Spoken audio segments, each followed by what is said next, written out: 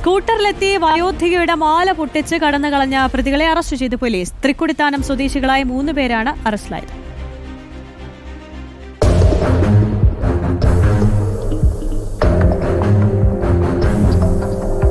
മുൻകൂട്ടി തീരുമാനിച്ചായിരുന്നു മോഷണം കഴിഞ്ഞ് പോലീസിനെ കബളിപ്പിക്കാൻ ധരിച്ചിരുന്ന വസ്ത്രം മാറിയതും ഇതിന്റെ ഭാഗമായിരുന്നു.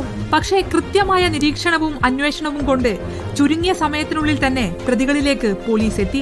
ഞായറാഴ്ച വൈകുന്നേരമായിരുന്നു സംഭവം.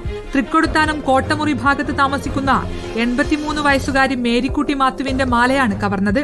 അനസാണ് കൂട്ടത്തിൽ മാല പൊട്ടിച്ചെടുത്തത്. മറ്റു 2 പേരും ഇതിനുവേണ്ട ഒത്താശ ചെയ്തു നൽകി. ഗേറ്റിന് മുൻപിലെത്തിയ ആൾ എന്തോ പറയുന്നുണ്ടായിരുന്നു. കേൾവി ശക്തി കുറവുള്ള മേരിക്കുട്ടി എന്താണെന്ന് മനസ്സിലാക്കാൻ ഗേറ്റിനടുത്തേക്ക് ചേർന്നു. ഉടൻ തന്നെ മാല പൊട്ടിച്ചുകൊണ്ട് അനസ് കടന്നു കളഞ്ഞു. ചുവന്ന സ്കൂട്ടറിലെത്തിയ കറുത്ത ഷർട്ടും മുണ്ടും ധരിച്ച ആൾ മാല കവർന്നു എന്നാണ് മേരിക്കുട്ടി പോലീസിന് നൽകിയ മൊഴി.